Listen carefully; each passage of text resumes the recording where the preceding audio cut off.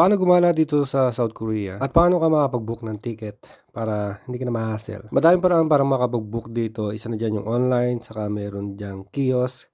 Puwede ka rin sumakay sa sa train para mas mabilis KTX. Pero kung hindi ka naman nagmamadali, puwede ka sumakay dito sa may Dongseol kung malapit yung bahay mo dito. Mas maganda kung mag-download ka ng ganitong application, T-Money Go. Madali lang mag-book dito, Korean nga lang. Puwede ka din mag-book ng motel in advance para pagdating mo do'n, hindi ka na mahirapan. Kasi minsan ay punuan na yung mga motel dito kaya lalo na 'pag, ganitong panahon, mga holiday. Ngayong bakasyon ay nagpunta ako sa may Gangwon-do Province, sa may beach. Marami kasing beach do'n saka konti lang tao. Kapag nakapag-book ka na ng ticket online, hindi mo na kailangan i-print. Yung sa'kin kasi ini-screenshot ko lang tapos pagpasakay na ako, ini-scan ko lang dun sa may bus. At detalyado naman yung mga details dun kaya hindi ka maliligaw kung saan ka pupunta. Medyo malayo nga lang yung biyahe at, traffic pagka ganitong mga panahon. Huwag mo rin kalimutan magdala ng power bank o kaya naman USB na charger. At minsan walang charger yung mga bus, lalo na 'pag luma.